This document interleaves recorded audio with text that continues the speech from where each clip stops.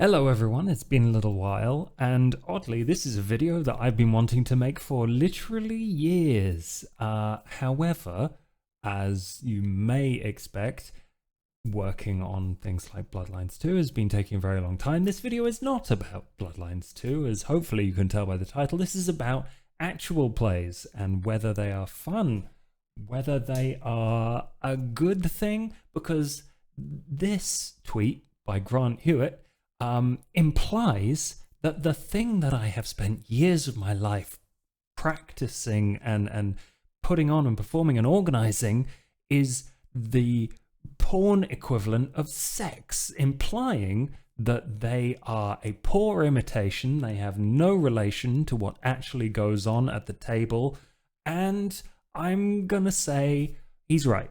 I think he's a little bit right. But this video is also about why I think actual plays are really fun, why I think if you're interested in trying to do one, you should, and that the differences between them aren't vast, but they are important. And understanding that both as someone who wants to perform in one and as someone who watches them, hopefully you are if you're at my channel, is really interesting to see what goes on behind the scenes, because I feel like that is an important thing that not a lot of people think about when they're watching Critical Role or any of the shows that I've put on or any of the people I've worked with. So let's get into it. What do I think the differences between actual plays and real life tables are? Well, in a word, performance. The main difference is performance. And I should clarify, when you're at a table with your friends and you're rolling dice and you're inhabiting characters and you're bouncing back and forth and you're talking both in and out of character, I hope that while you do perform, the audience for that performance is you, yourself, and the people around you for your friends. You are building a world, you are collaborating and having these unusual conversations to build a story that is never going to be shared in a way that is meaningful to people outside of that table. You can go out and you can tell the stories of the amazing things you and your people did at the table, but without being there, without experiencing that alongside other players, that has less.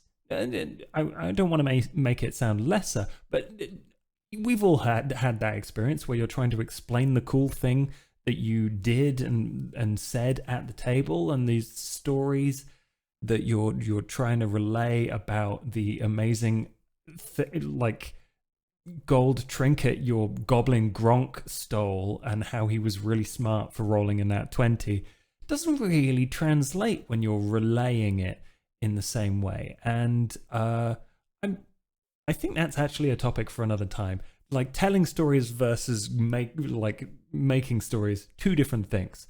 But they're not the same. I think we can all agree. And the performance there is spontaneous, and while you may agree things with players like, I don't want to cover this topic, I don't like spiders, can we not kill the dog, outside of either the session itself or outside of your characters, that is really all part of the game still.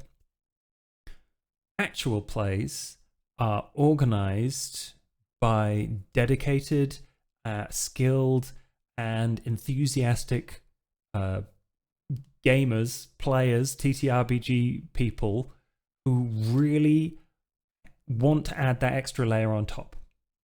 The performance in actual play is for an external audience. There are things you might do at a table with your friends that you would never say out loud in a streamed environment or recorded environment, or to people you don't know, because you don't have the same context, and in jokes just never translate well to people who don't know what's going on. I know, I've tried it. And so you need to build up that context. You need to build your Twitch channel. You need to tweet out that you're doing things. There is a lot of work that goes on. You need to organize schedules. You know how difficult that is when you're trying to get 5 of your mates at the same place at the same time? Double it, triple it, quadruple it for like 2 to 5 to maybe 6 other streamers. You know how bad streamers are at keeping time.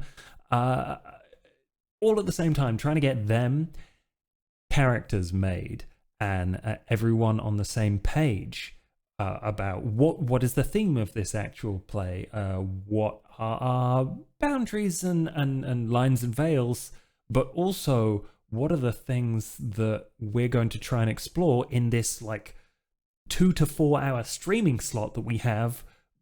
And we've decided we've got like 6 of them, and we don't want this stream to go on forever. Like, people have got places to be. We're not relaxing here. We're putting on a show. We are terminally theatre kids. That is what is happening on actual plays. The performance is for the audience, the people outside. As well as that, the audience can interact with you, so you know how much they are or aren't enjoying it. And people put a lot of time and effort into these things. And I don't think the takeaway here should be that these things are better or worse. Critical Role has a big bucket of cash. I and the people at Magi RPG, the people at Wandering Inn, the people at Rolling Nomads, Queen's Court, all of these amazing people that I've been able to connect with and meet, they love games in similar ways to me, and they think about them all the time and how to tell fantastic stories. They are professional storytellers, which is why they don't all look alike. All these shows, podcasts, streams will look different. And I think that's an incredibly important thing to reiterate. It's not directly related, I think, to what I'm talking about today, but it's something that people have been saying for a long time, which is your table will not look like Critical Role. In fact, I don't think your table should look like Critical Role, or look what I'm doing. The things that I have been in have been edited and curated and even manicured, and even I regret kind of spoiling the magic here a little bit, so skip ahead if you don't want this. But we do a lot more preparing our players. We may not tell them exactly what is going to happen, but we may prompt them with if this were to happen, would you like it to happen? What do you want for your character? This is the scene we're about to have, and this is what it's going to look like. And even in some cases, this is where the scene is going to end, and then I'll do something else. And we manage the game. And while we abide mostly by the rules that the rule of cool and the rule of the dice can help us tell us pardon me, the dice can help us tell a story, those rules are wibblier and wobblier when you have editing, when you have text chats in the background on Discord or whatever, or Zoom to check in on people and to kind of guide the story when people are going off on tangents and like having incredible roleplay with each other, but sometimes they go on too long and you're like, we've got 30 minutes left, so I need you to wrap it up.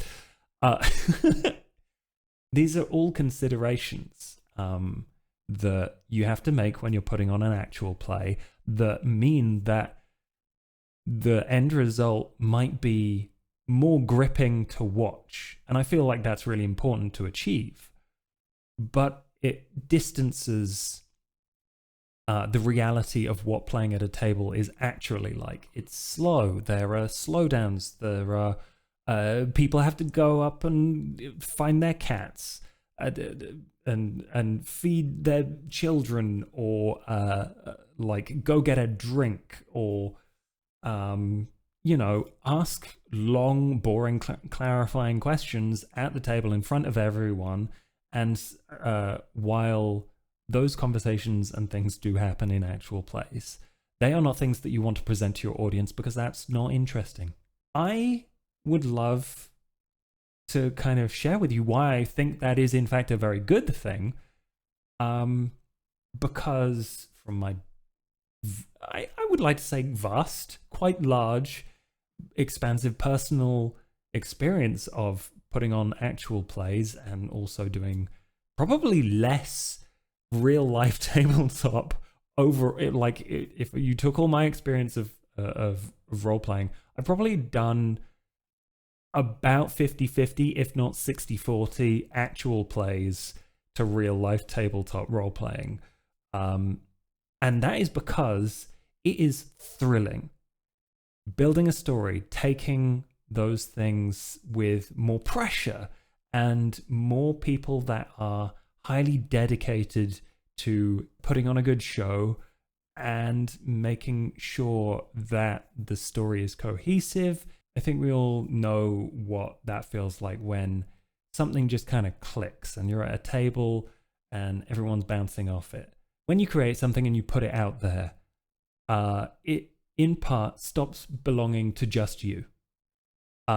It is refracted and built upon by other people with different experiences. So your audience for an actual play will see things that your characters have done in a different light and love them or hate them for that. And I'm going to say it feels really, really, really good when people make fan art of my characters. That is the most flattering thing, as well as like stories and discussions about the stories that the podcasts that I'm making and all of those things. It's really flattering, but they have entirely different ideas about what's going on because we have things in our heads that have never been vocalized or put into the campaign in perhaps a fully realized way, and that leaves gaps for people to invent possibility in.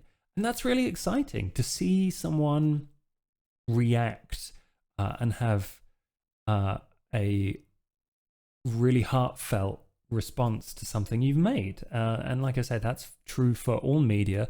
That is all to say that while actual plays are different, I think I've probably said this several times now, they are as good and fun to do in a different way. And I think you should do one.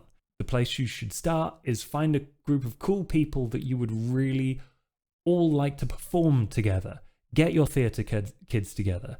They have cool characters and be invested in each other's stories and ideas and start a campaign.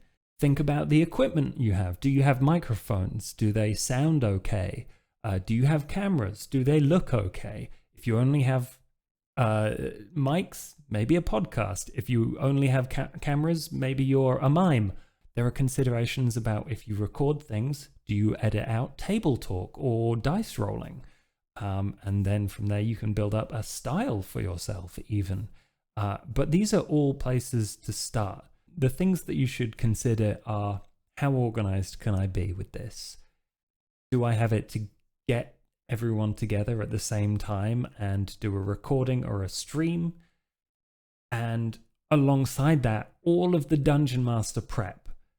And can I set up a place where people feel free to use the X card or green light system, a traffic light system, somewhere behind the scenes, somewhere where they don't have to publicly say, what's happening now is difficult for me, because being on camera puts a spotlight on you. So that makes that difficult as well. And having those tools behind the scenes, like a dedicated space for that, is extremely important.